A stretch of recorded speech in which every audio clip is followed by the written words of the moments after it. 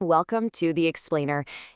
If you feel like the global economy is this giant, complicated puzzle that you just can't seem to solve, you're definitely not alone. So today, we're going to put all the pieces together and see what the picture for 2026 actually looks like. It really does seem like every single economic headline contradicts the last one, doesn't it?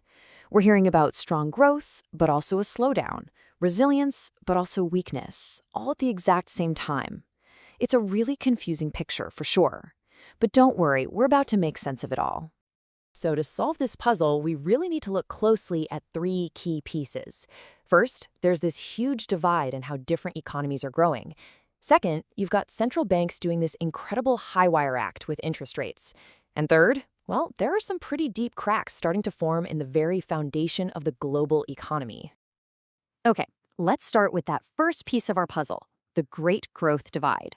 I want you to think of the world's big economies as engines. Right now, they're not just running at different speeds, they're literally running on completely different types of fuel. And to see what's powering these engines, we can use a pretty simple tool that economists use to look at any country's economy. It's GDP. It's really just the sum of four basic things. C is for consumption, that's all the stuff we buy. I is for investment, what businesses spend. G is for government spending. And then there's net exports, basically what a country sells to the world minus what it buys from the world. And this is where that big divide just snaps into focus. On one side, you have economies like the US and India. They're being powered from the inside by their own people buying things. That's consumer-driven growth. But on the other side, you've got China, which is becoming more and more dependent on selling its goods to the rest of us to keep its engine running. And this quote really gets to the heart of the tension here. You see, as China's exports are booming, its imports are actually going down. So what does that mean? It means they're selling way more stuff to the world than they're buying back. That creates this huge trade surplus, and it puts a ton of pressure on manufacturers in other countries. Now, this growth divide isn't just some abstract economic concept. It creates a massive headache for policymakers. And nowhere is that pressure felt more than at the US Federal Reserve. And that brings us right to our second puzzle piece, the policy tightrope. The pressure is so intense, it's actually causing a major split inside the Fed. I mean, look at this. Right before their big December meeting, you've got this camp of 5 members who are really skeptical about cutting interest rates, and they're clashing with another group of 3 who are openly pushing for a cut. This is one of the most public fights we've seen from them in years. But here's the kicker. While the Fed is busy arguing with itself, the financial markets, they've already made up their mind. They are pricing in an 84% chance of a rate cut. This is setting up a huge, high-stakes showdown. Because if the Fed decides to go against what the market expects, we could see a really big and very fast negative reaction. And right in the middle of this whole thing is Fed Chair Jerome Powell. He's desperately trying to manage expectations, telling everyone he can that, hey, a rate cut is not guaranteed. He is literally walking a policy tightrope, trying to balance the risk of inflation with a weakening job market, all while the market is just screaming in his ear for a cut. Okay, on to our third and final piece. Because beyond all the day-to-day drama of growth numbers and interest rates, there are these deeper cracks forming in the global economic system.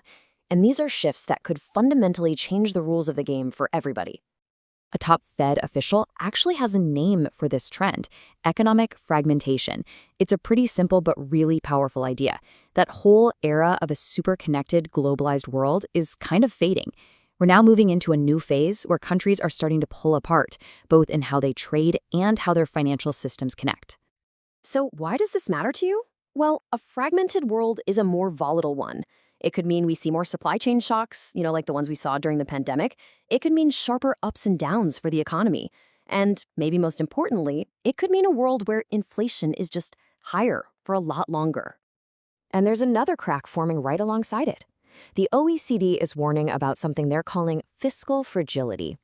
To put it simply, governments all over the world took on massive amounts of debt during the pandemic. And now, with interest rates so much higher, just paying the interest on that debt is becoming a huge problem, leaving a lot less money for everything else. So, okay, we've got our 3 pieces, this growth divide, a policy tightrope, and these deeper structural cracks. So how do they all fit together in the real world? Well, let's take a look at a single country that's dealing with all of this at once, South Korea. I mean, if you want to see all these global pressures just colliding in one place, you've got to look at South Korea. It is the perfect microcosm of this entire global puzzle. On one hand, you've got a booming semiconductor industry and consumer spending is recovering. But on the other hand, they're dealing with crushing debt and a shaky currency, which leaves their policymakers totally trapped. 49.4. That number right there, that's South Korea's latest manufacturing index. Now, anything below 50 means that sector is shrinking, so this number is a huge warning sign. Even with a strong chip industry, the rest of the country's manufacturing is in trouble, and that makes their whole economic recovery feel really fragile. And this puts the Bank of Korea in a totally impossible spot. I mean, what do you do? Do you cut interest rates to try and help out that struggling manufacturing sector? Or do you have to keep rates high to fight inflation, to stabilize your currency, which has dropped 8% against the dollar, and to cool down a red-hot housing market? There are just no easy answers. Okay, so we have a divided world, central banks on a tightrope, and deep structural cracks forming. Now, let's add one more piece to our puzzle. A true wild card that just throws another layer of total unpredictability onto everything. U.S. politics. For the markets, 2025 has been a complete roller coaster, and so many of the ups and downs have been tied to the political climate in the U.S.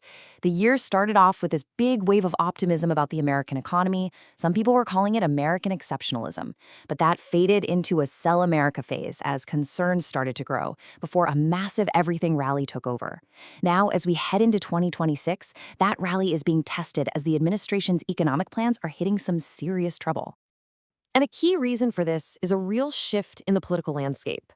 Recent polls are showing President Trump's approval ratings at their lowest point since he took office. And we're seeing signs of disagreement pop up even within his own base on key economic and social issues. And this political friction is causing key economic policies to stall out. The administration's big tariffs are being challenged in the Supreme Court. The appointment of a new Fed chair has run into major opposition. Plans to overhaul the mortgage market, they're going nowhere. All of this just creates a sense of gridlock and adds yet another layer of uncertainty for the economy. So when you finally assemble all the pieces of our puzzle, a divided global economy, policymakers walking on a tightrope, deep structural cracks, and a massive political wildcard, the picture that comes into view is one of profound uncertainty. And it leaves us with a really critical question for the year ahead. In a world like this, is this kind of constant economic volatility the new normal?